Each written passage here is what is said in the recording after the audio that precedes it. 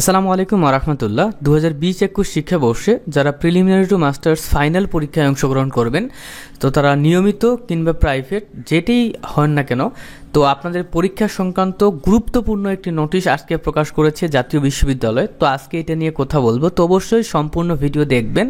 আপনাদের form fill up নিয়ে গুরুত্বপূর্ণ একটি আলোচনা হবে। সো দেখতে পাচ্ছেন এখানে প্রথমে হাইলাইট করা হয়েছে নতুন সিলেবাস 17-18 শিক্ষাবর্ষ হতে। ঠিক আছে, এটা ভালোভাবে আপনারা বুঝে ফেলবেন। ওকে, সো এখানে আমাদেরকে কি বলেছে, এই নোটিশটা হচ্ছে 2021 সালের MA, MSS, MSc, MBA, MUs preliminary to masters পরীক্ষার ফর্ম ফিল আপ সংক্রান্ত একটি নোটিশ, এবং এটা খুবই গুরুত্বপূর্ণ। ওকে, সো দেখেন আপনাদের ফর্ম ফিল আপটি শুরু হচ্ছে কবে। আপনাদের ফর্ম ফিল আপ শুরু হচ্ছে 28 এপ্রিল 2024 তারিখে, এবং ফর্ম ফিল আপটি শেষ হচ্ছে 16 মে 2024 তারিখে। সো আপনাদেরকে কিন্তু এই 18 দিনের মধ্যেই কিন্তু ফর্ম ফিল আপ করতে হবে। দ্বিতীয়ত, আপনারা কিন্তু আর কোনো সুযোগ পাবেন না ফর্ম ফিল আপ করার। ওকে, সো এই সময়ের মধ্যেই ফর্ম ফিল আপটি করে ফেলবেন। ক্লিয়ার? তো এটা হচ্ছে আমাদের মেইন ছিল জানার, আর এগুলো জানার দরকার নেই স্যার। তারপর দেখতে পাচ্ছেন আমাদের আবেদন ফর্ম পূরণের নির্ধারিত ফি, অর্থাৎ আপনাদের ফর্ম ফিল আপের ফি কত টাকা লাগবে আপনাদের ফর্ম ফিল আপ করতে। সো এখানে দেখতে পাচ্ছেন যে আপনাদের হচ্ছে তত্ত্বীয় ফি 250 টাকা, ব্যবহারিক ফি 250 টাকা, মৌখিক পরীক্ষার ফি 250 টাকা, নম্বরপত্র ফি 300 টাকা। এগুলো কিন্তু প্রত্যেকটা ফি কিন্তু তারা নিবে, এবং প্রত্যেকটা ফি যদি আপনি যোগ করেন তাহলে কিন্তু আপনারা হচ্ছে বুঝতে পারবেন যে আপনার ফর্ম ফিল আপ করতে কত টাকা লাগবে। ক্লিয়ার? তো তবুও দেখেন এখানে বলা হয়েছে 20-21 শিক্ষাবর্ষের প্রিলিমিনারি টু মাস্টার্স পরীক্ষার ফি প্রতি পরীক্ষার্থীর কাছ থেকে এই পরীক্ষার ফিটি কিন্তু জাতীয় বিশ্ববিদ্যালয় নিয়ে থাকে। সো দেখতে পাচ্ছেন এখানে বলা হয়েছে MA, MSS, MBA সকল পত্রে অংশগ্রহণকারী পরীক্ষার্থীর ক্ষেত্রে যারা নিয়মিত তাদের কাছ থেকে নিচ্ছে 2650 টাকা, এবং যারা MA, MSS, MBA সকল পত্রে পরীক্ষায় অংশগ্রহণ করবে যারা প্রাইভেটে রয়েছে তাদের কাছ থেকেও নিচ্ছে 2650 টাকা। ক্লিয়ার? এবং দেখতে পাচ্ছেন যারা MSc সকল পত্রে অংশগ্রহণ করবে তাদের কাছ থেকেও নিচ্ছে 2650 টাকা, এবং যারা লাইব্রেরি সায়েন্সে রয়েছে তাদের কাছ থেকে 2900 টাকা নিচ্ছে। এখন কথা হচ্ছে এখানে কিন্তু জাতীয় বিশ্ববিদ্যালয় তাদের নোটিশ বোর্ডে কিন্তু এটা লিখে দিয়েছে। এখন আপনার কত টাকা লাগবে এটা কিভাবে বুঝবেন? সো দেখেন আমি নিজেও হচ্ছে 19-20 শিক্ষাবর্ষের 2020 সালের একজন পরীক্ষার্থী। তো আমাদের কত টাকা লেগেছিল? সো আমাদের হচ্ছে এইখানে এরকম নোটিশে যত লেখা ছিল তার থেকে 500 থেকে 600 টাকা বেশি লেগেছিল। অর্থাৎ আমি যখন পরীক্ষার ফর্ম ফিল আপ করেছিলাম প্রিলিমিনারি টু মাস্টার্স প্রথম পর্বের জন্য, আমি কিন্তু প্রাইভেটের একজন স্টুডেন্ট, তো আমাদের কিন্তু ফর্ম ফিল আপের জন্য টাকা লেগেছিল সর্বমোট 3350 টাকা। ক্লিয়ার? 3350 টাকা কিন্তু লেগেছিল। ওকে, এবং যারা নিয়মিততে ছিল তাদেরও কিন্তু এমনই লেগেছিল 3300 হইতে 3500 টাকার মধ্যে। সো আমি আপনাদেরকে নির্দ্বিধায় বলতে পারি যে 3500 টাকার মধ্যে ইনশাল্লাহ আপনারা ফর্ম ফিল আপের সকল কার্যক্রম ক্লিয়ার করে ফেলতে পারবেন। ওকে, তাহলে আমরা বুঝতে পারলাম যে মিনিমাম 3500 টাকা কিন্তু লাগবে। তবে আপনি কি করবেন, আপনি আপনার কলেজের নাম লিখে গুগলে সার্চ করবেন, সার্চ করার পর ওই কলেজের ওয়েবসাইটে চলে যাবেন, যাওয়ার পর ওই কলেজের ওয়েবসাইটে নোটিশ নামের অপশন দেখতে পাবেন। ওইখানে কিন্তু আপনি নোটিশের মাধ্যমে জানতে পারবেন যে আপনার কলেজ আপনার কাছ থেকে কি কি কাগজপত্র জমা নিবে এবং কত টাকা জমা নিবে। ক্লিয়ার? তো এটা ছিল কত টাকা ফি লাগবে।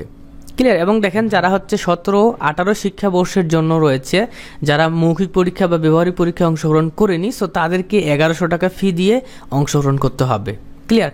এবং দেখেন বারবার করে এই যে হাইলাইট করা হচ্ছে, এইখানে দেখেন বিশেষ দ্রষ্টব্য নির্ধারিত সময়ের পরে জরিমানার মাধ্যমে ফর্ম পূরণের সুযোগ থাকবে না। সো দেখেন আপনার যত বন্ধু বান্ধবী বা ভাই বোন যারা রয়েছে, সো তাদেরকে এই বিষয়টি আপনারা জানিয়ে দিন যে হচ্ছে পরে জরিমানার মাধ্যমে ফর্ম ফিল আপের কোনো সুযোগ থাকবে না। সো 16 মে 2024 তারিখের মধ্যেই ফর্ম ফিল আপ করতে হবে। ক্লিয়ার? সো দেখেন এইখানে কেন্দ্র ফি হিসেবে আদায়কৃত মোট অর্থের পরীক্ষার্থী প্রতি 150 টাকা নিজ কলেজে পরীক্ষা সংক্রান্ত খরচের জন্য রেখে 300 টাকা হারে নির্ধারিত পরীক্ষা কেন্দ্রে ভারপ্রাপ্ত, এইগুলো হচ্ছে কলেজের কাছে, এগুলো আমাদের দেখার দরকার নাই। সো দেখেন নিচে আমরা আসি, সবচেয়ে গুরুত্বপূর্ণ যেটা সেটা হচ্ছে যে পরীক্ষায় কারা অংশগ্রহণ করতে পারবে এবং পরীক্ষায় কারা অংশগ্রহণ করতে পারবে না। ওকে, সো সর্বপ্রথম আমরা দেখব যে কারা পরীক্ষায় অংশগ্রহণ করতে পারবে।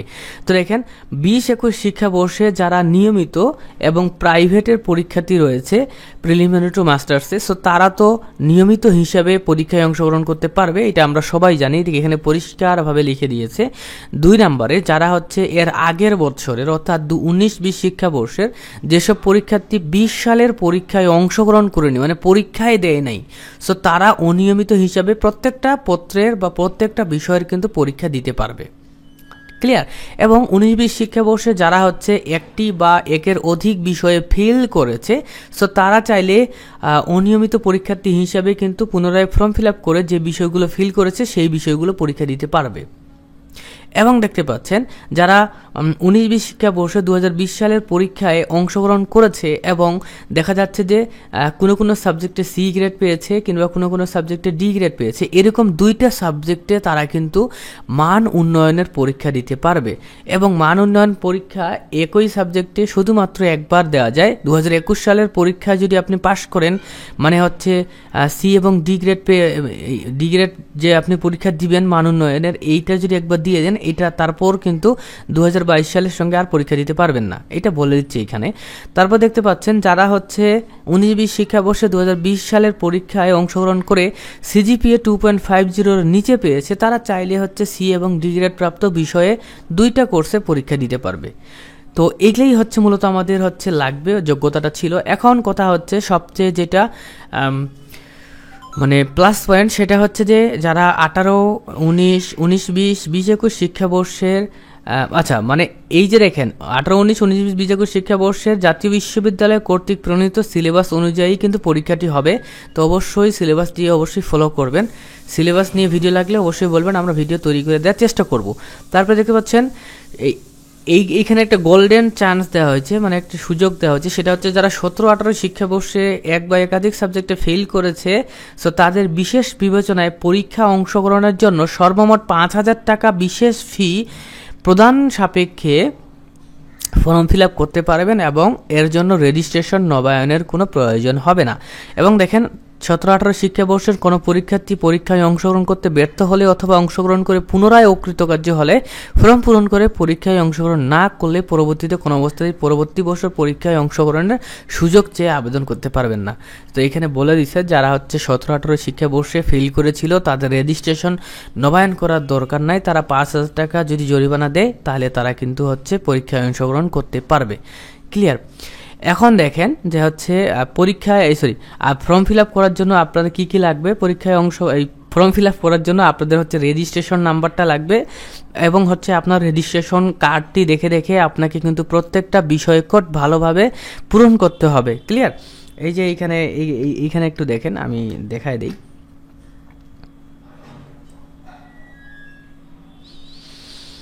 ঠিক আছে, এটা কিন্তু খুব গুরুত্বপূর্ণ। পরীক্ষার্থীদেরকে সতর্কতার সহিত নিজ দায়িত্বে পত্রকোড এন্ট্রি দিতে হবে।